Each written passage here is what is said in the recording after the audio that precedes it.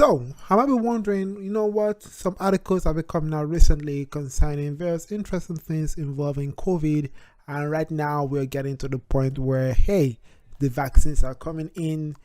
Couple of locations around the world are actually getting vaccinated. Some of them are getting close to herd immunity. Some other countries are almost halfway through. Some other countries as well are trying to shoot in, I would say, one dose first to the entire population. However, others are kind of like, let's do both at the same time and see what happens, whether there will be a development of some kind of immunity against this particular virus. Now, there are other things as well that you need to take into consideration, which also involves the other variants, the P1 variant, the B1117 variant, so many types of things in there. And it's quite interesting to see how, based on testing, we've been familiar with the nose swabs, for example, and how those has actually led to what we are actually currently using today in terms of testing for COVID-19, using polymerase testers to be able to analyze and determine the specific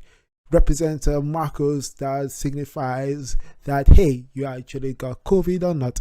Now, according to this particular article by Science that just came out recently, it says, hey, forget swabs. The Dutch company claims its breathalyzer can help sniff out COVID-19. Now, when I saw this article, I was like, breath analyzer, and kind of reminds me of when you're kind of like almost not drunk. Please don't drink while driving, but for those that maybe on the verge of being detected that, hey, you actually are drunk or you have some level of alcohol, breathalyzer is usually what is used. And it always comes to my mind, if the police, for example, decides to hey, catch as many people as possible, they use the same breathalyzer. Oh, that would be so disgusting. I don't think so. I probably think they kind of clean it up, or they have many more before they sanitize it. Of course they have to.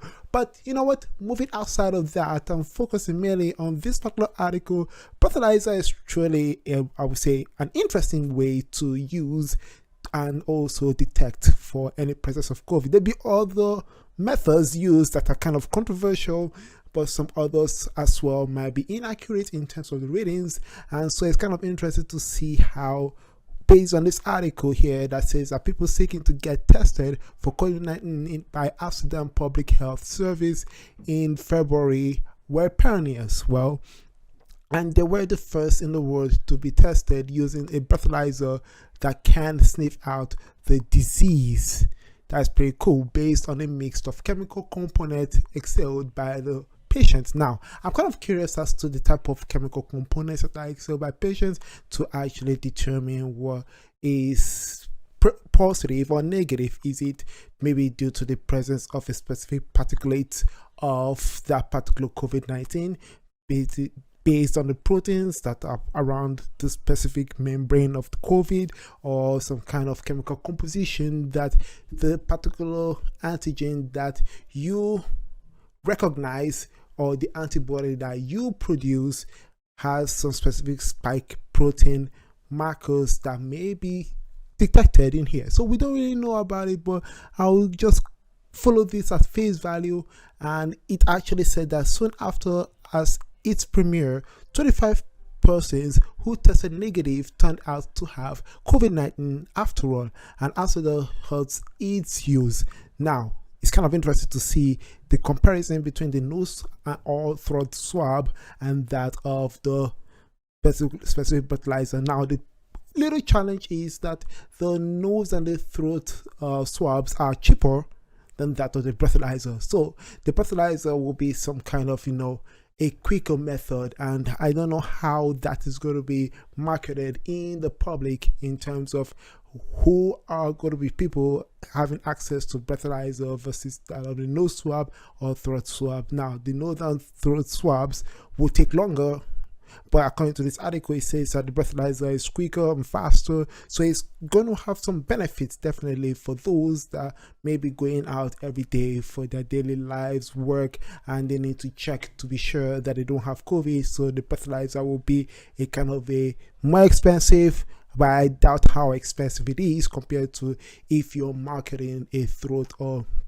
I'll say nose swab. So it's kind of curious. I'm kind of curious as to how this is going to be marketed, not only in this case in Amsterdam, but in other parts of the world. Like, will other countries be able to buy into this particular technology in terms of how it's going to be commercially used, and also in terms of the future of where we're heading into in terms of, okay, getting back to normal. How is this going to be regulated based on those that are not showing symptoms because they have the specific vaccine already, but at the same time those that may show symptoms but may not have COVID? So it depends on what you're talking about, which one is COVID, which is a flu, and all those that will be taken into consideration when we get out of this particular COVID-19, I'll say, challenges right here. So now, exhaled breath tests have proved hard to deliver. Now, a long sorted breath test for lungs cancer still doesn't exist, for example, yet researchers in several countries are in works on breath tests for COVID-19.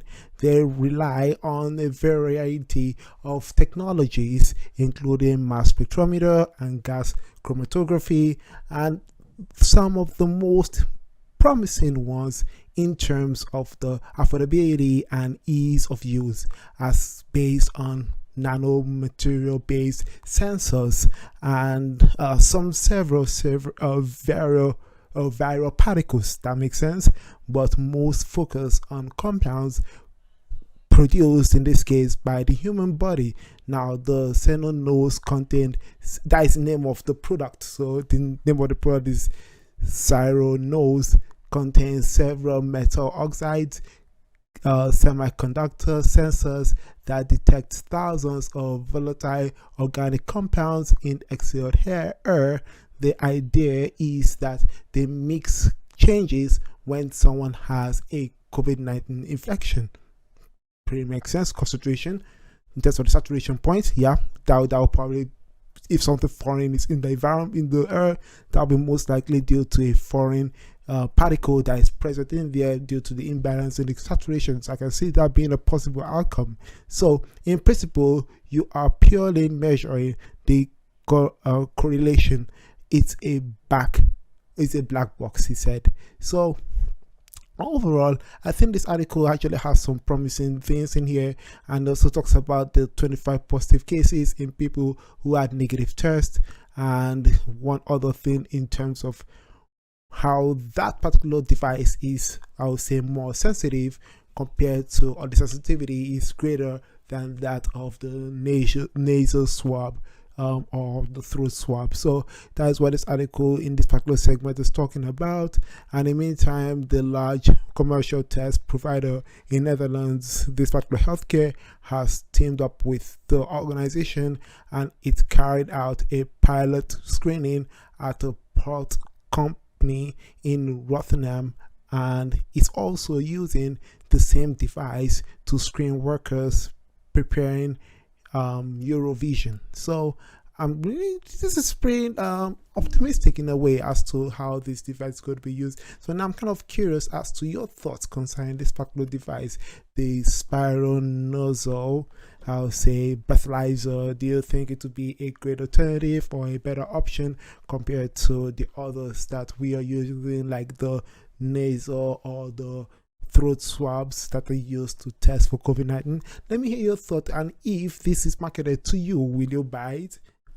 Kind of curious to see your thoughts. All the same, thanks for following me through this. Should appreciate it. Please hit the comment down below. Let me hear your thoughts. By that way, I can talk to you soon. Stay smart as always, and believe in yourselves.